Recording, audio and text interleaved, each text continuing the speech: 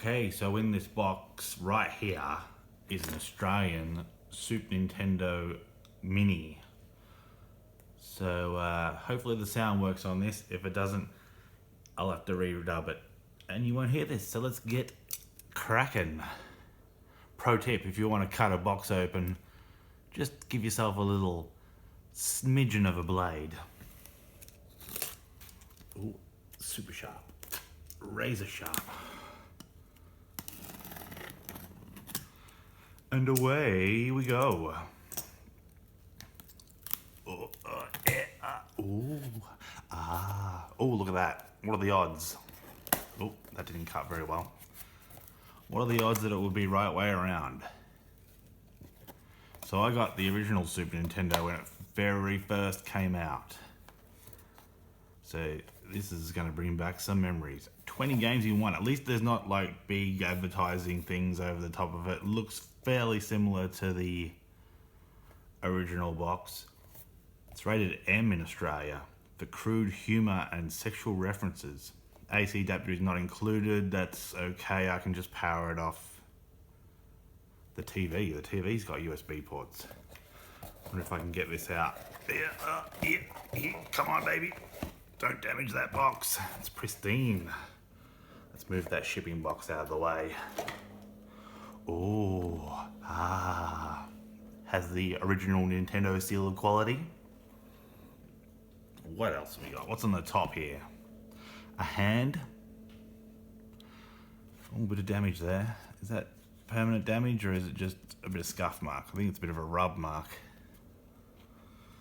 What's on this side? On the left-hand side, it says Super NES console. It's a super retro blast from the past with the return of the all-time fan favorite Super Nintendo Entertainment System. This mini-sized Super NES Classic Edition system is packed with over 20 pre-installed classic Super Nintendo Entertainment System games from the 90s. Fully loaded and ready to play using original style Super NES Classic controllers. I don't like how they keep calling it Super NES. It was always just the Super Nintendo, in Australia anyway. So the model number is the CLV-S-SNPH bracket AUS closed bracket. What do we got? Pictures of Super Mario World, Super Mario Kart, Star Fox, and F-Zero. I have never played F-Zero. I think I might have played it on a demo system in a shop once. But the others, Super Mario World come with my Super Nintendo. Mario Kart was one of the few games I got full price on release. I think I got that for Christmas one year. And Star Fox, I believe I borrowed it from a friend or might have rented it from a video store. Super NES Classic controller play classic Super Nintendo Entertainment System games the way they were meant to be played on a full-sized, quote-unquote original Super NES trademark controller. Just plug it in and you're ready to go. Includes all of the original features plus control pad, or is that meant to be the cross pad, control pad for quick control and movement? A, B, X and Y buttons for rapid fire action, special L and R shoulder buttons, and select and start for menu selection and pausing the game. Yeah. So how about the right side? Nothing much, just says Super Nintendo Entertainment System, Nintendo Classic Mini. How about the underside? HDMI logo. Set includes Nintendo Classic Mini Super Nintendo Entertainment System console ×1. Super Nintendo Classic Mini Super Nintendo Entertainment System controllers ×2. High-speed HDMI cable ×1. High speed, does that make a difference? USB power supply cable ×1. Operations manual ×1. Oh, your box has fallen over. Link and Mario Kart. Link to the Australian Nintendo store. Warnings about epilepsy. Read the enclosed documentation. Some trademark dealies for all the games, Mega Man, Super Ghouls and Ghosts, Street Fighter, etc.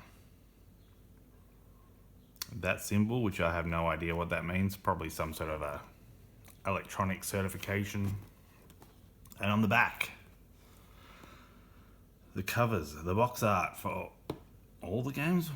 What do you got here? 1, 2, 3, 4, 5, 6, 7, 8, 9, 10, 11, 12, 13, 14, 15, 16, 17, 18, 19, 20.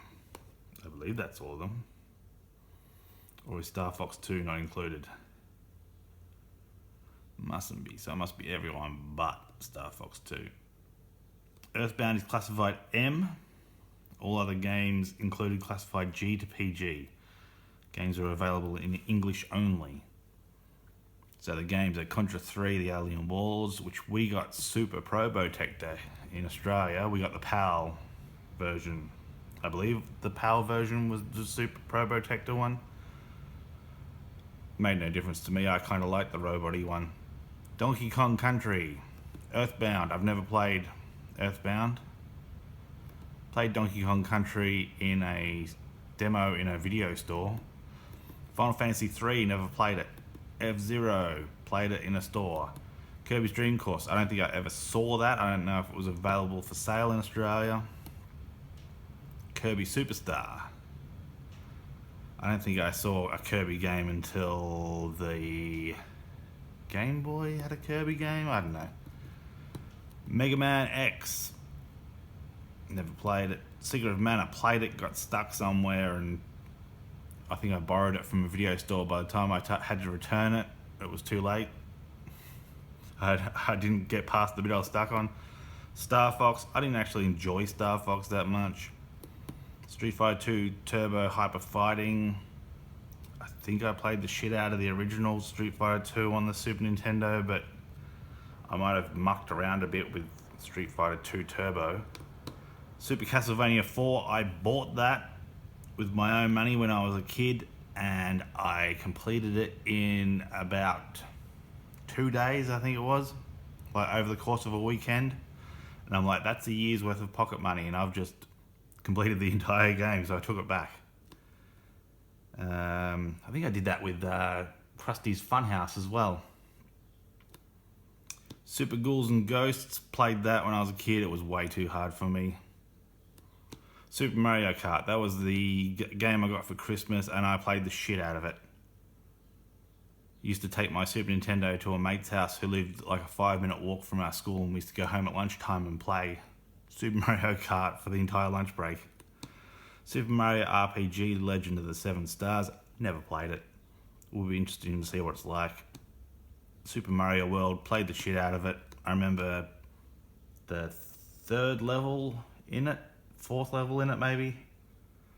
When you go to the right side, it was the 2nd one. I got stuck on that for hours and hours, and I was like, how the hell am I supposed to get through this level? And then I eventually did it. And from then on, the rest of the game was a piece of piss. Super Metroid, never played a Metroid game.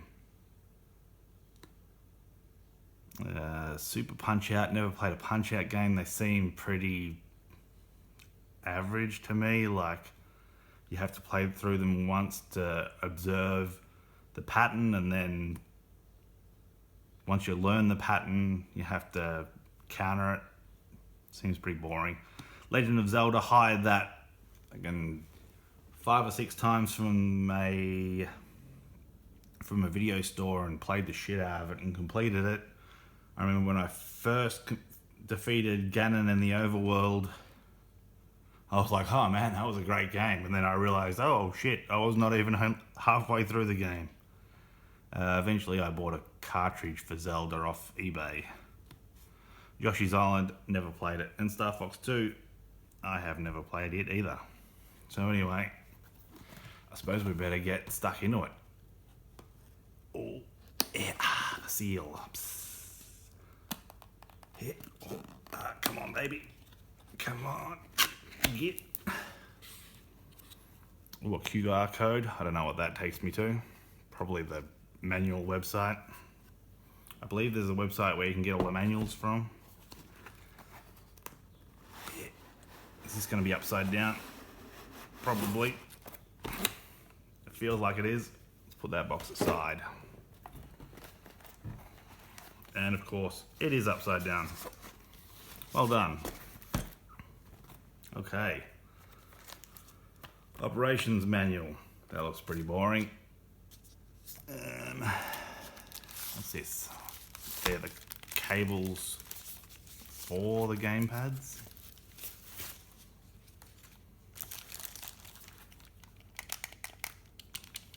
Feels alright. Feels a bit light. Maybe it's just I haven't used the proper gamepads in that long. Rubberized, start and select. Hard plastic there. Hard plastic. Hard plastic. Bit of a rubbery feeling for the cable. 5 screws on the back. Can't see anything about it being a special Australian version or anything like that. Just looks like they stick the stock standard ones in all, except for the US ones. And that's a Wii U plug, I think. So that's one controller.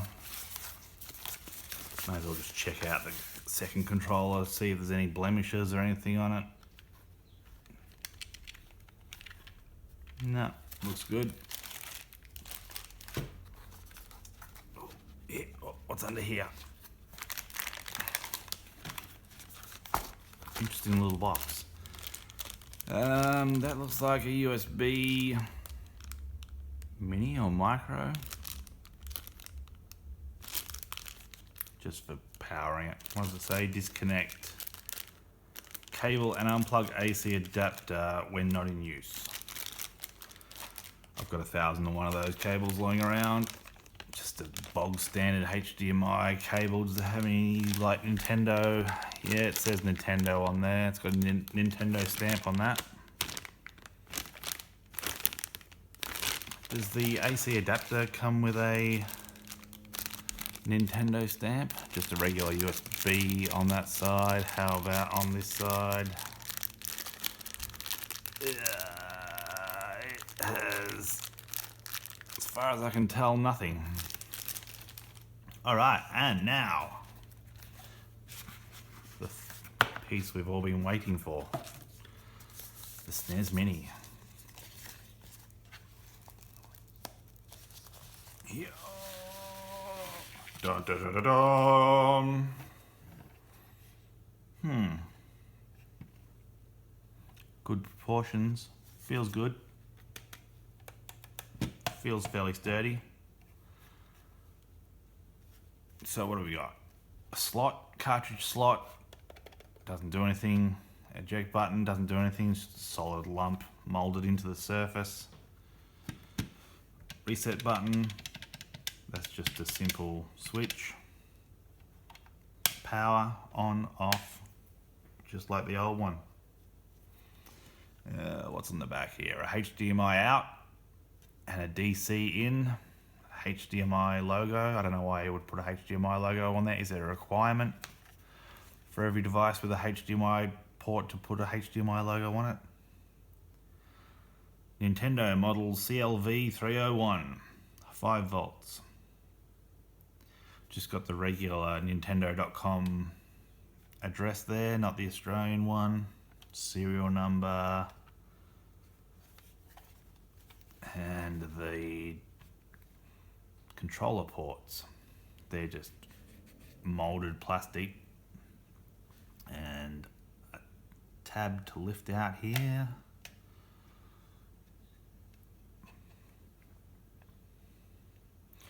I'm not a huge fan of that. I would have thought it would have a pivot, but it's just dangling based on the flexibility of the plastic there. Controller 1, controller 2, standard Wii ports. Nothing interesting on the back side of that. Power light, Super Nintendo Entertainment System, and the Super Nintendo quad color logo. How hard do you have to press it to get it back in though? Oh, there we go.